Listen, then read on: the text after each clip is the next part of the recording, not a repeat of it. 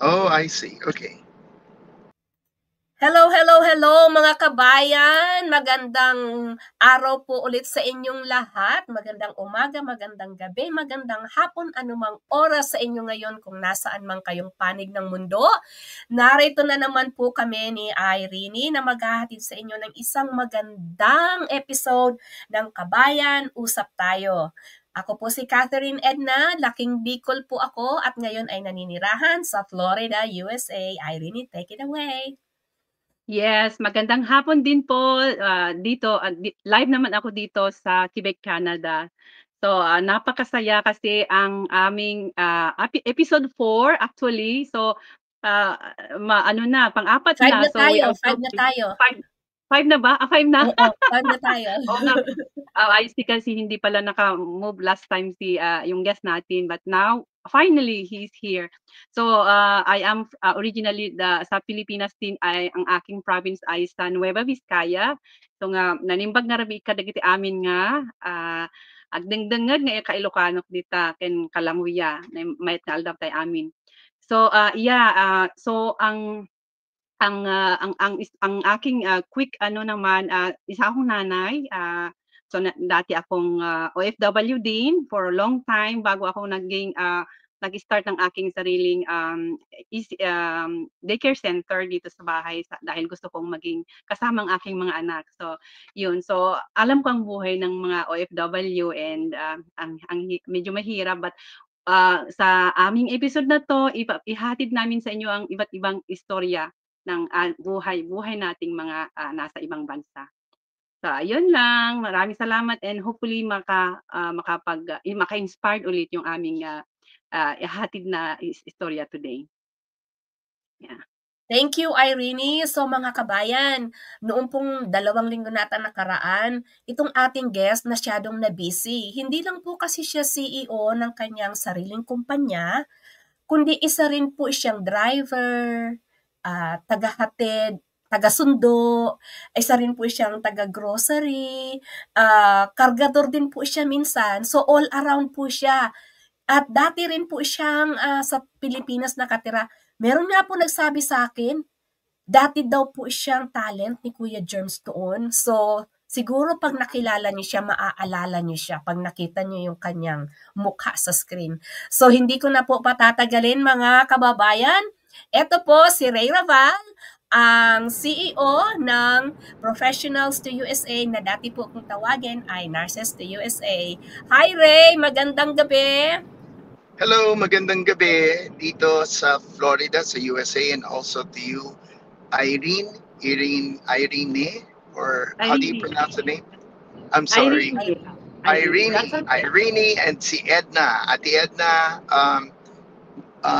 magandang gabi dito and magandang umaga sa Pilipinas. Yes. Salamat, Ray, sa pagpa-unlock sa amin. Alam ko, nagda-drive ka, so be careful while driving.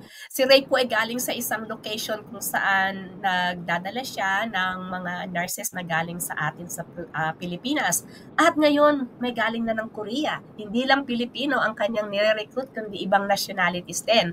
So, Ray, kwentuhan mo naman kami ng buhay mo sa Pilipinas. Nung nasa Pilipinas ka pa, nung bagets ka pa. Wow, that's 58 years ago as of yesterday. So, o nga so I pala, was born, belated happy birthday. Yes, salamat.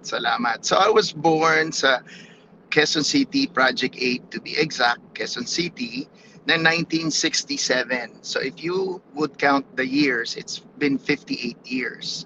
So nung ako'y 16, turning 17 years old, I had the opportunity na pang-8 anak ng aming nakalipas na magulang, meaning nakaraan na at sila'y yumao na.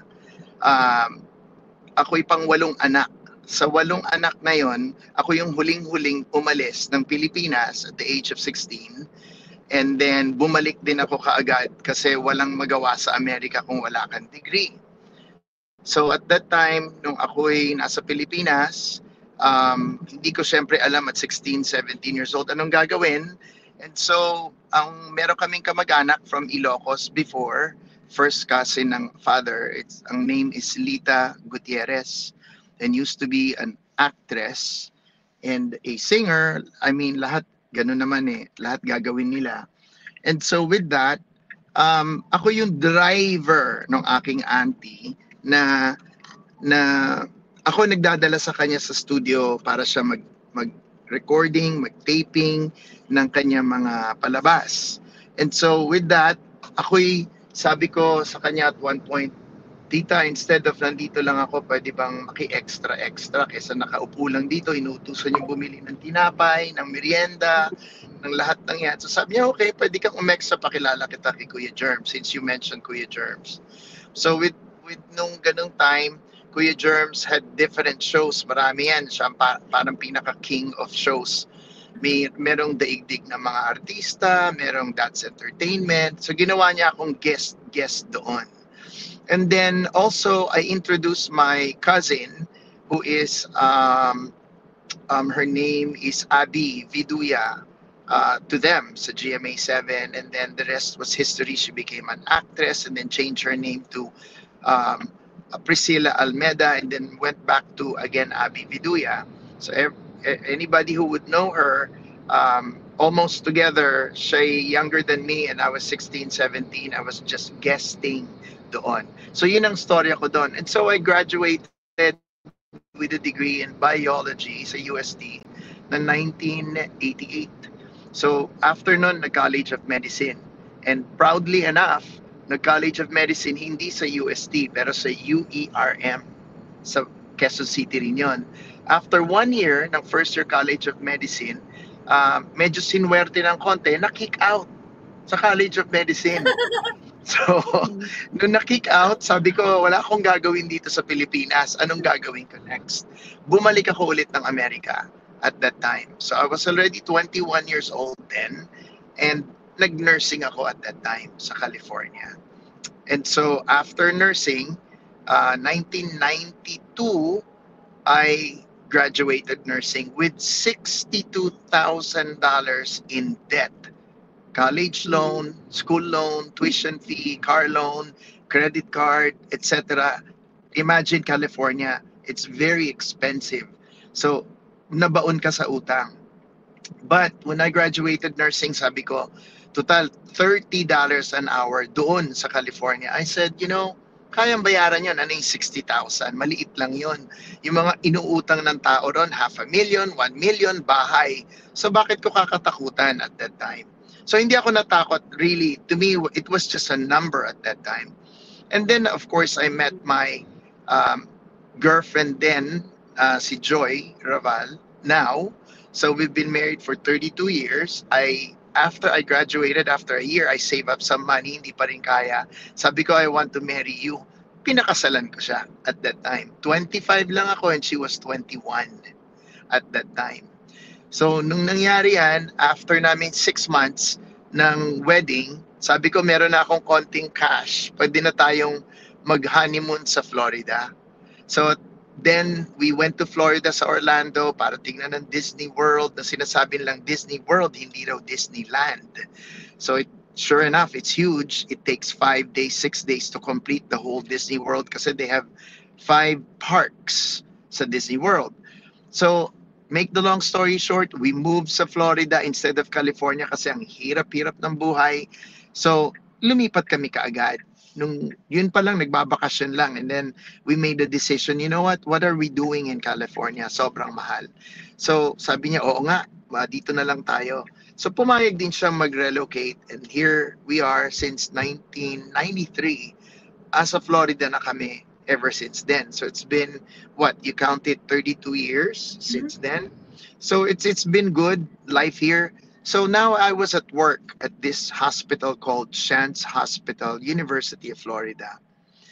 I was working 16 hours a day, 6 days a week for 1 straight year. I'd go to work at 7 in the morning, supposedly until 3 in the afternoon, na 5 days a week para full-time. Instead, nagpipick up ako ng 8 hours overtime every day for 5 days. And I added 16 hours more of overtime on a Saturday. Pag Sunday, hindi pa rin off yun. magpipick up pa ako ng 8 hours, another 73, so that I go home at 3 p.m., makakapagsimba kami ng 5:30 at Edna. At that time, ang simbahan pa namin at that time, dun sa St. Augustine, dun sa University Avenue. So, nangyari yan for 1 straight year. And then, pinatawag ako ng director of nursing. Sabing ganun, come to the office. Sabi ko, ano kayang kasalanan ginawa ko? Puros overtime yung ginawa ko. Dapat nga matuwa sila. Sabi niya, how come you're doing this many hours? And parang to make it short, parang iniisi-isi mo lang parang wala namang gusto mag-overtime ng mga local, and parang napapahiya sila, or why? Sabi ko, because malaki yung utang ko. I need to pay that. You know, us Filipinos, we don't run away from utang. You know, we have to pay. Tsaka credit history mo yon, you know, you learn all of that when you get here. And then of course, may asawa ako. I don't want to let her feel the burden. Sabi ko, kaya ko yan, ako magbabayad yan. And to think $30 an hour ang California, at that time, $15 an hour ang Florida. I know nothing about taxes then at 25, 26 years old. So, I could care less. Basta alam ko, 15, mag-double ako. Di parang $30 an hour na rin yun. So, yun lang ang pumasok sa isip ko. But not knowing na magbabayad ka rin pala ng taxes in the end, kasi sumobra yung bracket namin mag-asawa. And my wife was very conservative na, huwag tayong mag-aanak, ganyan kasi malaki utang mo, ganyan, wala siyang utang. And then, bata pa siya, 21 years old. Talagang hinintay ko para legal siya mag-asawa at 21, walang masasabi lahat.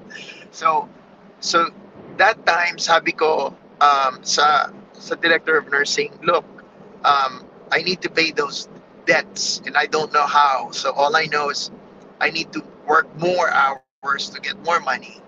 And so it took me a year and a half, almost 2 years to pay it all off. $62,000 in debt at that time. So then, sabi niya, where are you originally from? Sabi ko, from California. No, meaning yung, eto, kulay. Sabi ko, Philippines. So nagkaroon sila ng idea, there are a lot of Filipinos there in California. Yes, sabi ko gano'n. So let me try. If you want, I can market it, advertise it. I'll go there. Yeah, sure. Okay, get a hotel room and maybe a small ballroom or what. Then see if you can gather them for dinner and ask them. So I did that twice. It failed. Sabi ng mga nurses doon, ba't kami lilipat ng Florida at $15 an hour? Sira ulo ka ba? 30 na kami dito eh. 30 an hour. Sabi ko, you don't understand. Walang state tax doon, walang ganito, mura lang, iba yung bilihin. Commodities are a lot cheaper, gas is cheaper, car insurance is cheaper, everything is cheaper. No. So wala ko nadala. So and then 2 years later, that's the year 2000, so the director said, you know what, just set it up. Find a way, how do we get a nurse here? So inaral ko lang. Ano ang dapat gawin, anong exam, anong type of visa, how do they get here, sino magbabayad, magkano babayaran ng ospital. So that first year, October of 2000, sabi, let's try, let's go there. But for 2 years before that, I've been emailing the nurses sa Philippines. Yung mga kaibigan ko naging doktor na, sabi ko, marami ba kayong pwede i-connect nyo ako sa mga nurses nyo dyan? Kasi kailangan namin ng nurses dito. Willing yung hospital mag-petition and mag-file. So when we did that, sabi ko, marami. So at that time, ang email was AOL, American Online. Yung pag-connect mo pa sa wallet, may connection pa gano'n, ang tagal. So, and then, ginagawa ko yun sa ospital. Doon ako nag-i-email. So, that is a no-no, right? So, nung nangyari yan, sabi ko, I really need to do something else and I don't have enough funds. I need to have a computer. I need to have all this internet. Mahal na mahal yun, di ba, nung araw? Hindi lang basta-basta. Yung connection mo, magbabayad ka, email, may bayad pa, or whatever. So, hanggang 2 years ako nakikicommunicate. May 2 nurses na nagalit na sa akin. Ano ba? Totoo ka ba talaga? Email ka lang ng email, bigay ka lang ng bigay ng information. Darating ka ba rito or what? Re-recruitin mo ba kami o hindi? That was in 2000. So sabi ko sa ospital, we really need to go. I've got 400 something nurses on my email. they can show you their resume, ganyan, or CV, curriculum vitae, yung tawag nila. And then sabi nila, yeah, sure. Nakita nila, oh my God, Bachelor's of Science in Nursing lahat. 4-year degree. Yeah, kasi wala naman 2-year degree doon. Sabi, let's go, let's do it. Alam mo, ang annual income ko before was $35,000. So you have to work hard. 2,000 hours yun, di ba, every year. If you're counting 40 hours a week, 80 hours per paycheck. So that's 2,000 hours in 1 year. So at that time, sabi ko 35,000. Sabi niya, how much will it cost us to fly, to book a hotel room and the ballroom?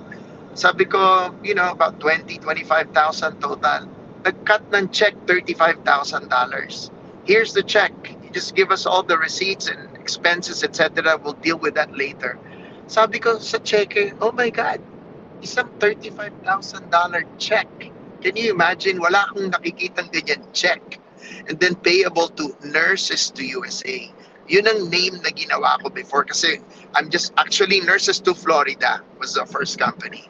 So kasi ang iisipin ko lang, dadalhin yung nurses sa Florida. Right? So we did that, umuwi kami ng October. Alam mo yung 400, lahat dumating sa hotel. Pinagalitan kami ng Shangri-La. Sabi, you cannot do this. The people are lined up all the way outside the hotel. This is Makati Shangri-La. This is like, at that time, I think the best hotel at that time. Sabi ko, I said, I don't know what to do. They all came. Sabi ko, ganun. I just simply advertise and maybe your hotel is nice, they want to come here. Ginanong ko na lang. Tapos sabi, we will open all the ballroom. 3 big ballroom. Binuo yun. Yung isang buti na lang walang tao, the whole ballroom. Binuksan yun, punong-puno ng Pilipino. Tapos, the worst part was, ang hinire nila 15 lang. Pinili lang kung sino yung cum laude, summa cum laude, magna cum laude, puro yung may laude lang.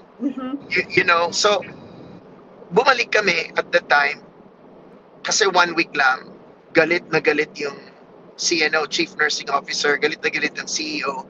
Sabi, what in the world? Sabi gano'n, you've seen 400 applicants, 15 ang kinuha ninyo.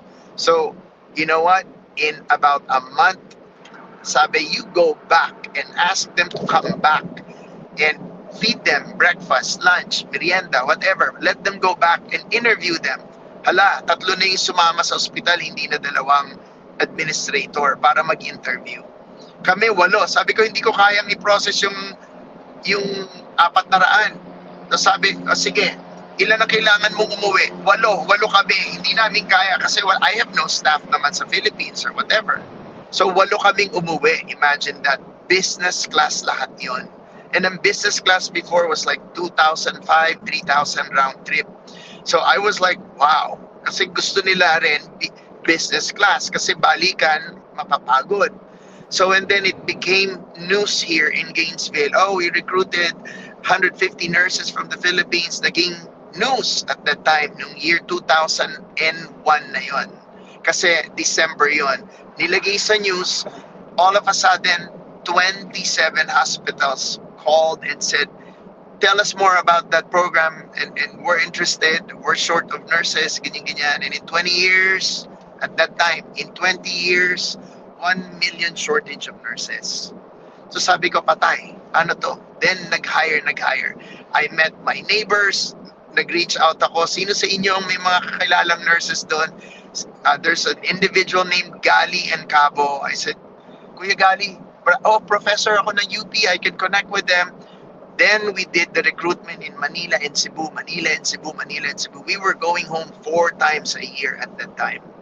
And so, the rest was history. And to this day, I still have 7 hospital clients that continued to do it since 25 years ago. So, that's the story about that recruitment, why it happened. And we alam mo, Ray, yeah. Natatandaan ko pa, nakilala kita towards the year. Kasi nung lumipat kami ng Florida, naghahanap ako ng Filipino store. Tapos, sa kaka-search ko, ang nakikita ko lang yung mga tawag nito, may Asian store, pero there's no Filipino store.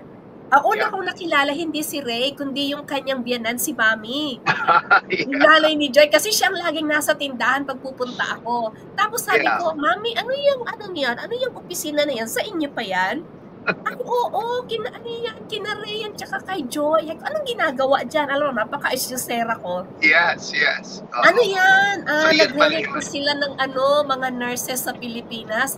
Ay, talaga? Sabi ko, alam mo, Yeah. kung kapatid ko tsaka hipang ko nurses, tingnan ko ako kung magugustuhan nila. Eh, yun. So, doon ko nakilala, hindi ko pa talaga sila, ang kilala ko lang talaga yung biyanan ni Ray. So, doon ako nag-umpisa hanggang sa yung bunso nila, yung panganay pala muna, yung bunso nila, ang liit-liit pa noon. Ngayon, mas mataas pa sa akin ata.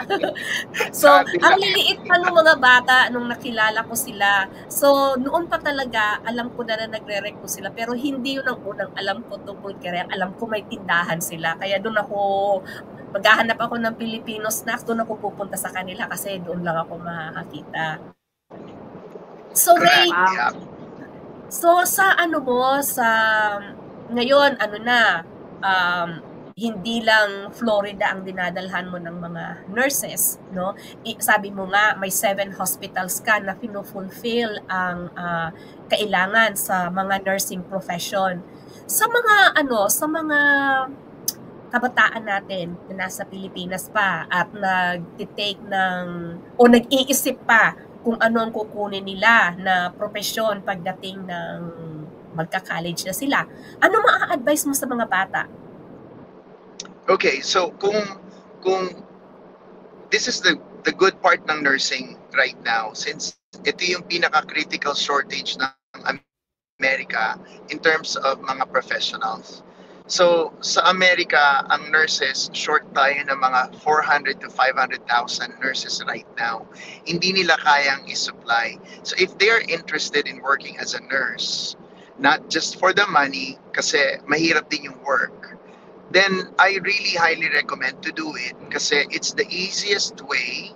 When I say easiest way, it's in terms of being a permanent resident of the United States. Green card, permanent resident ka ng United States, ang processing time is really 2 years and then you get the visa to work here permanently. And dadalawa lang naman ang exam. And you can be an immigrant of US, including your spouse and your children below 21 years old. So be a nurse and take the 2 examinations called NCLEX. That is the US board exam. It's being offered in the Philippines. And malapit na ang NCLEX by I believe next year. You can take it at home. But you have to agree to a parang 360 view na camera watching you. So it's gonna happen kasi gusto nilang lahat na mag-take na ng exam, and you can take the examination as many times as you want. Kung bumagsak, take it again, bumagsak, take it again. So bottom line, pass the NCLEX. If you have NCLEX, yung license ng Amerika, from whichever state, any facility or any hospital, I recommend hospital, wag nursing home, wag rehab facility, wag home for the aged. Kawawa naman yung mga bata. Mabigat ang trabaho doon. So sa ospital. So look for a hospital na mag-sponsor sa kanila. And pag nag-sponsor, it's just like applying for a visa. Ang requirement, NCLEX. That's the main thing. Yung English exam, later part na yon, towards the end, pag close to 2 years na yung processing ng visa. So that's all that they need to do, and guaranteed yan, makakarating sila. Of course, it doesn't matter kung anong school, doesn't matter kung anong experience sila sa ospital. What matters is they pass the NCLEX, they have at least 1 to 2 years of hospital experience. Kasi pag yung 2-year process naman ng visa, then additional na yon bago sila dumating. If you can imagine what I'm saying. Kunwari, 2 years ang experience siya ngayon, hinire siya ngayon, final, 2 years later, meron siyang interview sa US Embassy, then 4 years na yung experience, expert na yon. Then they can adjust more here. So, ang Pilipino, kayang-kaya naman kahit saan magpunta. So, ang advice ko sa kanila, kung talagang gusto nilang lumabas ng Pilipinas instead of just going to Saudi Arabia or sa Middle East, mag-OFW na working visa, I really highly recommend, total, mag-nurse ka na rin lang, sa Amerika na lang. It doesn't have to be sa amin, but the whole United States is open for that visa. Hindi yan nagka-cancel out since 25 years ago. I take it back. Not to be political, pero nung panahon ni Obama, zero visa available for any foreign graduates. So doon naging disaster ng 2009 January nung umupo siya until January 2017 nung ang umupo na nun si Trump, nag-open ng visas right away. Open na open sa highly skilled pag-Republican. Again, not to be political, that's the history. Nung una kami nag-start, si Bush ang president noong 2000. President George Bush. 2 terms yon hanggang 2008. Bukas na bukas ang visa. Pumasok si Obama ng 2009, wala ng visa. So we were zero. That's why we opened the grocery store to have some income because we did not have any income anymore. Then I went back to work in the hospital setting again for another 6 years. Kasi there's no business anymore. There's no visa available. Wala naman dumarating. So, and then pumasok si Trump. That's why we became a Trumper. Kasi because of him, open ang visa for IT, engineers, nurses, physical therapists, med techs, you name it, teachers, they're open. During Obama, there was none. Zero. People don't know that. Akala lang nila ang news against immigration. No, against illegal immigration si Trump. He is just for legal migration. So dun yun. So dalawa lang. Sorry for the lengthy answer. Pero NCLEX and IELTS or any English exam. Sa Canada, there's also an NCLEX there. And thus, ang dami ding nurses na lumilipat from Canada because they would do the same type of job. So sabi nila, why not try it? You know, with 50 states of the United States, ang popular is California, but I keep on telling them Florida na lang, mas maganda. Mm-hmm. Yeah, wow. Thank you, Ray, sa answer mo. Is very informative.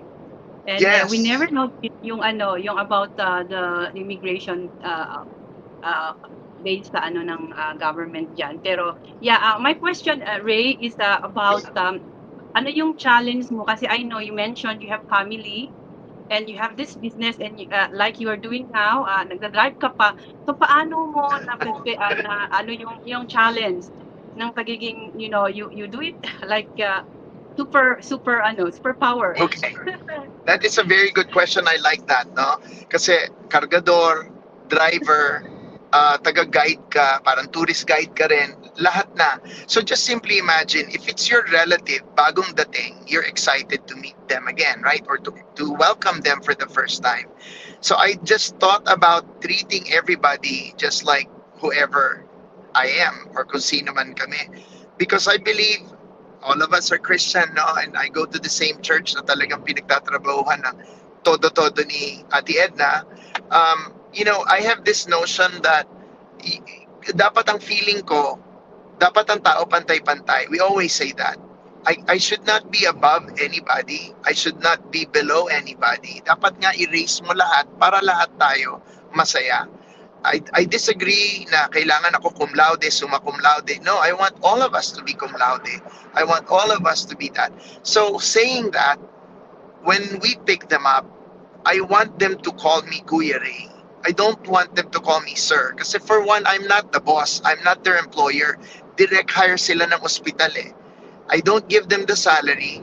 I don't get paid by the nurse. I only get paid by the hospital, by the way. I will tell you, $5,000 flat fee. That's all that they pay us. The rest, they pay the government, the attorney. We only make $5,000. It may seem like a lot, minus taxes, and then I have to pay for the car, the van, people that will work part-time, all the, I post a lot of eating luncheon, dinner, all of that Christmas party.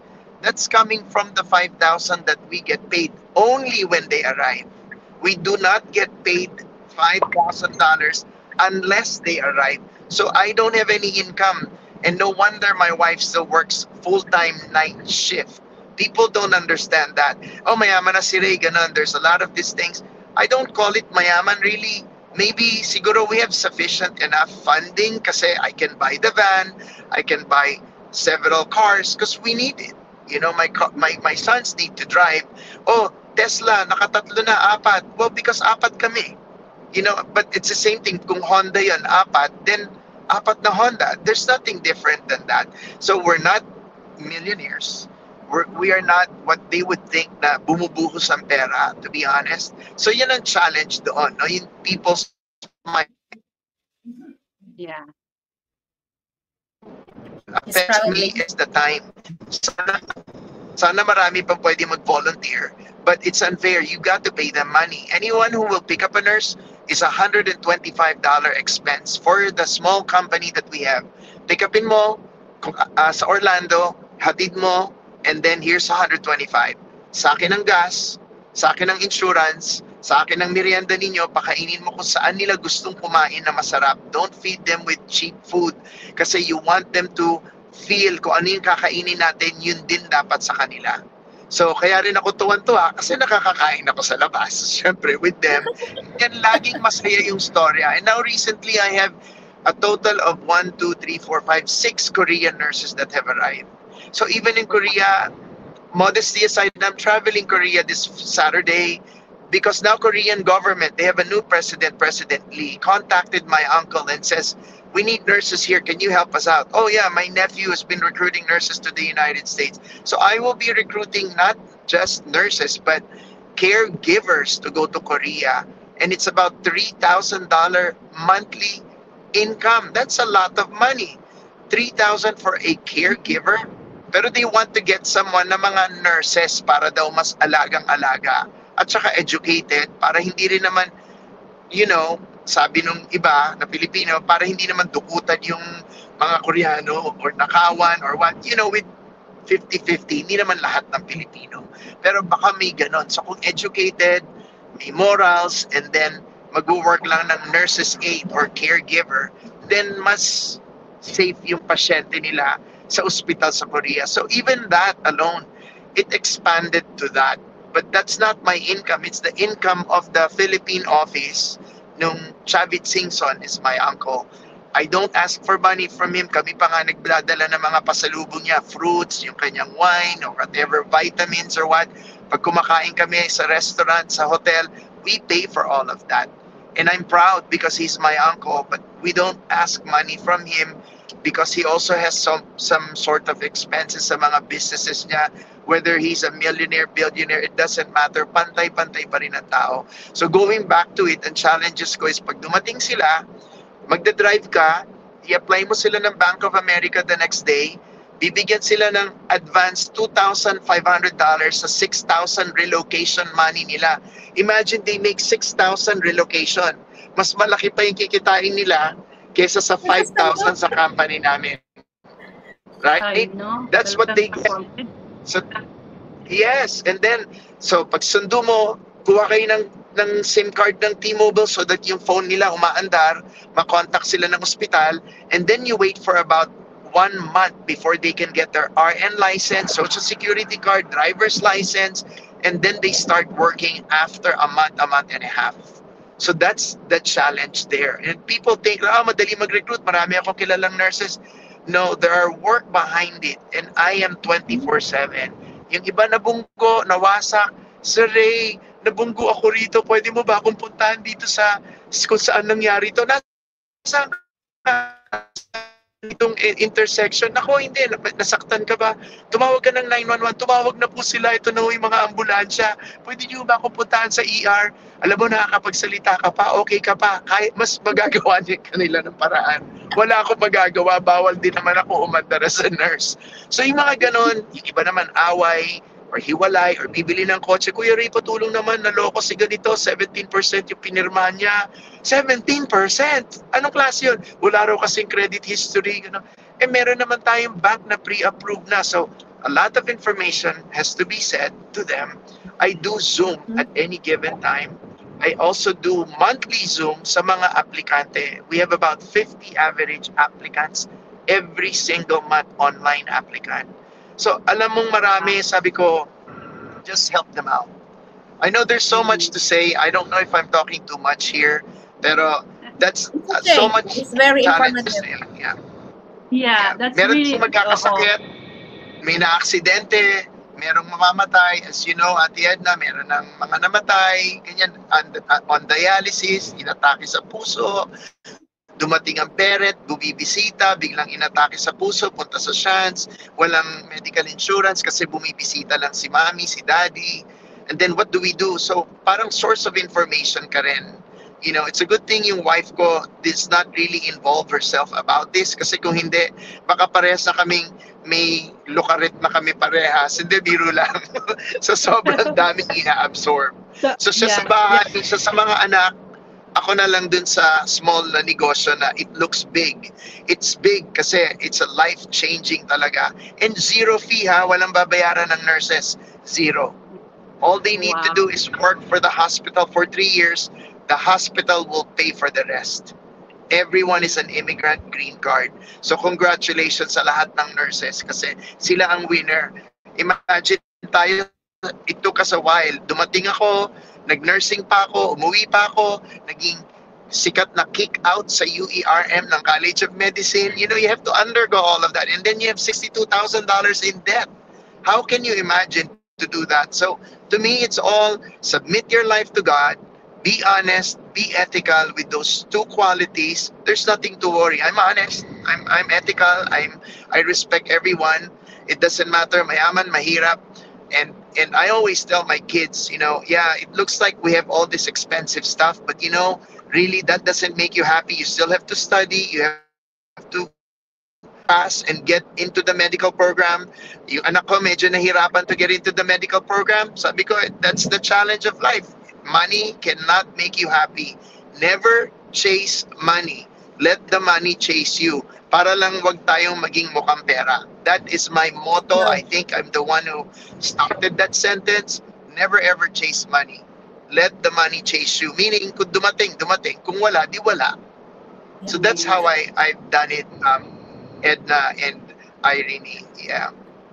So Reyes, na ngayon, Congratulations. sa dami na ng natulungan mong mga nurses na makapunta, hindi lang dito sa Florida, kundi sa ibang areas na din.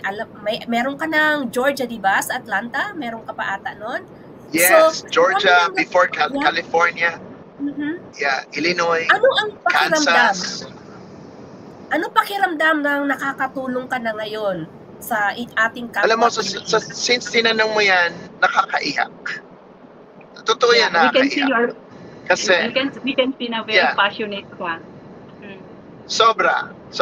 And my mom, na galing sa hirap, lahat ng kapatid niya walang natapos, ang mother niya walang natapos, grew up 2 years old without the dad. Pero customs, and I will tell you, there's corruption in customs because they're dead. So I can tell you, were they part of corruption? Absolutely. Meron. So with that, sabi nila, go, get out of Philippines, go to the United States, kayong 8, good luck. And then nung nag-retire sila ng 65, namatay 20 years later, 85, ang father 89. So 29 years, 24, 65. So 20 years and 24 years later, tapos na rin sila. And then, ang pakiramdam ko is, sa totoo lang, masaya. Lagi akong excited to pick them up. And then, ang tingin nila, ay naku Sir Ray. Sabi ko, no. You don't know what you're talking about.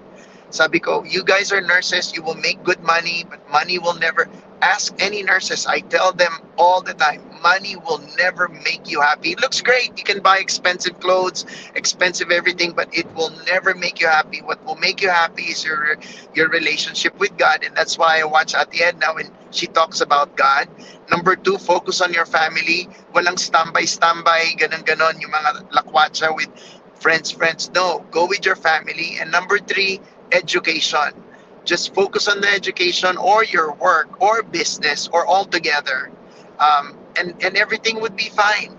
Be friendly to everyone, but don't sabi ng lawyer, be friendly to everyone but never be friends with them. He meant that in a good way, meaning don't put your emotions to them kasi meron ka ring emotion na ilalagay mo 100% with your family. So I love all these sayings coming from people that are really good around you. And at the end, ang aking coach talaga is Paul Dalto of Pomodoro Cafe. Yan, gusto ko nga gawa ng libro kasi grabe ang storya niyan. And I just hang out with older people that have been doing businesses, and that's why I am alive with it. Kung wala akong kausap na business owner, siguro tapos na, hininto ko na. Because we never made money until maybe 7 years ago. In the last 25 years, we never made money. We only starting to make money, meaning extra funding, nung about 6-7 years ago lang. We never did for 25 years. So, sabi nga nila, di ba?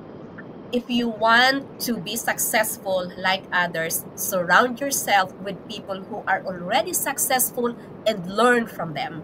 So, yun ang ginagawa mo, Ray. Kaya, ganyan ang malayo na ang iyong narating. Marami kang natulungan. At, ganun ka pa rin. Alam mo, pag nakita mo yan si Ray in person, akala mo, ay lang, sige lang. Hindi mo akalain na may mga tinutulungan siya. Pag nilapitan mo, hindi mo akalain na, uy, tutulungan ka niya. Go-to ko yan pag kailangan ko ng something sa simbahan, Ray. So, pero hindi ibig sabihin, mga kababayan, hindi ibig sabihin, lahat tayo pupunta sa kanya. Lakitan nyo naman, 5K lang ang nakukuha niya compare sa binibigay na opening bonus sa mga nare-recruit niya, di ba? So, Ray, may isa akong tanong. Ano ang pinaka-namimiss mo sa Pilipinas? Marami, of course. Alam mo, number one, yung church. And sa church, pag pumunta ka, makikita mo dun yung mga nagdadasal na dun ka magkakaroon ng reflection na ang dami naghihirap. Parang talagang masakit. And then, nagkaroon ng girlfriend ng anak ko doon na former artist sa GMA. And with that, mahirap lang sila. Nami-miss ko talaga yung tumutulong sa mahirap doon. And I'm willing to even pour out anything that I've got. Every Christmas, magdo-donate ng bigas, ng backpack pag school time sa mga bata. Of course, may maximum din. You know, it might not be a lot kung $2,000 sa every time na may donation. That's 100,000 pesos. Ang daming nabibigyan ng mga 400 backpacks yon. So 400 kids will have new backpacks. Nakakaiyak. That's number one, yung tumutulong ka sa mahihirap sa pinanggalingan mo. Hindi ko na natutulungan ng mga iba, mga pinsan, kamag-anak. Hindi. Yun talagang hindi mo kilalang naghihirap. Yun ang magandang nakakamiss. Number two, syempre pagkain. Yung pagkain na alam mong lutong gawa doon, bibingka, na talagang luto doon. Alam mo yun, yung talagang luto, hindi sa hotel. I mean, yung, kunwari, I don't know kung alam niyo yung Aristocrat, marami na nagsara, wala na yung Lingnam ng Noodle House, yung mga ganon, yung lahat ng Filipino food. And third, of course, ang nakakamiss is syempre bisitahin yung mga yumao na sa sementeryo. Lola, lolo, nandun, pero ang both mom and dad nasa California nakalibing, gusto mo pa rin bisitahin. So, yun ang ano pa pala, yung tropical hot hamburger. Ang namimiss ko. Matagal na yun. Uy, buhay pa ang Aristocrat pero ang Lingnam ata wala na. Ayun na nga, tama. Alam na alam ni Ate Edna. Oo, dinadaanan ko yan. Alam mo, nung araw, pag sinabi mo, saan ka kumain? Sa Aristocrat. Uy, kahit wala kang pera, pinag-iipunan mo talaga makapasa. Aristocrat, di ba? Totoo. Naalala ko yan nung araw. Gusto makabdaan ka lang ng Aristocrat. O, galing ako ng Aristocrat. Sa labas nga lang. O, di ba? Pero dumaan ka. Di ba? So, Irene, meron ka bang tanong? That's right. Yeah, Ray, salamat sa very inspiring talaga na story. Ang question ko last is yung about sa family. I know nabanggit mo na may dalawa kang anak. So, how yung reaction nila pag umuwi kayo ng Pilipinas? So, I know na dyan sila, pinanganak. So, paano yung, nila pag umuwi kayo as family? I love that question na sinabi mo, no? So, may mother side din sa wife ko. So, we go to their province, bisitahin ang mga pinsan doon. But mainly, simula bata sila, I bring them with me. You know, that's something na hindi ko kayang mapalayo sa mga bata kasi I really focus on family. So lahat ng biyahe sa Pilipinas, if I can bring them, pinag-a-absent ko, pinalulusot ko sa school. Pero ngayong 4th year high school and college na hindi na makalusot, till this day, pag tulog sila, hindi nila alam, hinahalikan ko sila. You know, kahit mabaho na yung paa, sabi niya naligo siya, aamuin ko yung paa. that weird, ha? But because I still feel that they are my babies, very close ako sa kanila. Meron akong separation anxiety na tinatawag pagka I malayo know. sila. So I think hindi mo mawawala yon sa mga anak, no? Pero sila, ang tingin nila, natuto sila na makita yung ano yung mahirap sa mayaman. And this is something din na biglang sabi nila, you know what? Gusto namin maghanap din ng katulad ni Mami, Pilipina. So with that, ang mga Filipina is more. Sabi ko, ang lola ninyo, ang mother namin, never namalo, never nangurot, never nanigaw, never nagalit. Miskin ano pang binagsak ko sa College of Medicine, sabi lang, oh, anong gagawin mo susunod, anak? Yung mga ganon. So the same thing, kung paano kami inalagaan ng magulang, I'm trying to be that sa mga anak. And yung mga anak is very close to us. Yung isa na nasa Bradenton calls every day. And then yung kasama namin ngayon na bunso sa bahay, ayaw nang mag-college na mapalayo. Kung pwede daw, dito na lang sa Gainesville the whole time. So that's how yung relationship sa mga bata. And they like it. They love the Philippines. Takot sila sa mga nakikita lang nakawan, holdapan, yung mga corrupt. So ingat na ingat din sila. And dun mo makikita na hati yung culture nila. Gusto nila maging Pilipino, at the same time ayaw din nilang maging parang out of place sa mga Amerikano. Pero yung Philippine culture talaga ang pinush namin sa kanila. Wow. Oh, natanong ko yun, Ray, Brother Ray, kasi meron din akong dalawang anak. So, both silang lalaki. And so, nakauwi na kami ng Pilipinas. And so I'm so inspiring na talagang ininstill mo yung culture natin, which is very, I know na nakikita rin ng mga clients ninyo, mga nurses na natulungan. We can see how passionate you are, and for sure, nakikita rin nila yung how you treat your family, and kasi nasasabi mo, lumalabas kayo, and then all those things. So thank you so much. Oh, you're very welcome. Ako magpapasalamat kay Ate Edna. When she asked me this, alam kong Ate Edna's doing a lot, working, doing business, doing some prayers then, and realization, motivating people. Those are the type of individuals na gusto kong kausap. Kasi yun ang dapat gawin. I mean, just for her to be working sa buong simbahan, I just salute her because God is number one. So where's the best place to work? To me, sa church. You know, I mean, really sa church. While we are mostly late because ang kids will wake up late, mamadali ka, and ng mga bata, nagsistay a long time at night. Tapos, ang hirap gisingin, hindi mo naman mapagalitan, hindi mo mapalo, you know. And so, you have to wait for them. Sabihin ko, late na naman tayo, but we have to show to them na late tayo. So, yung mukha nyo rin na nahihiya, sila Ate Ed na nahihiya, dito tayo sa likod. No, dun sa harap ang gusto ko. Hiyang-hiya sila para malaman nila na hindi nila dapat gawin. Yeah. So thank you rin. Maraming salamat sa inyong dalawa, and we can do this again. And I think you should do this to all the nurses na dumating kasi meron din silang mga advantages and disadvantages sa buhay nila. May mga challenges silang mabigat. And I think this will become a very good platform na kausapin sila isa-isa. Yun talaga ang aming purpose, Ray. Itong Kabayan Usap Tayo, wala talagang fixed na platform. Kung sino yung mahahanap namin na makakapagbigay ng inspirasyon sa ating mga kababayan, nilalagay namin dito para hindi lang yung nandito sa Amerika, yung na-feature namin last year sa Pilipinas siya, pero may naginagawa siya. Hindi porket nasa Pilipinas ka kasi wala ka nang magagawang para ma-inspire ang ating mga kababayan. Pero sa ating mga kababayan ngayon na nanonood, kung kayo po ay may kakilala, may kamag-anak, kaibigan, o ano pa man na balak na lumabas ng Pilipinas, oo, pwede naman sa ibang bansa, pero subukan po ninyo. Lalagay ko po ang website ni Ray sa ibaba ng ating screen. Ayan po, Professionals to USA. Pwede niyo pong bisitahin ang website na yan at makapag-send kayo ng communication, ng inquiry. Nandoon po sa website na yan ang contact information ni Ray ng kanyang opisina, and may sasagot po sa inyo. O kung gusto niyo naman po, i-follow niyo siya sa kanilang page, Raymond and Jocelyn Raval.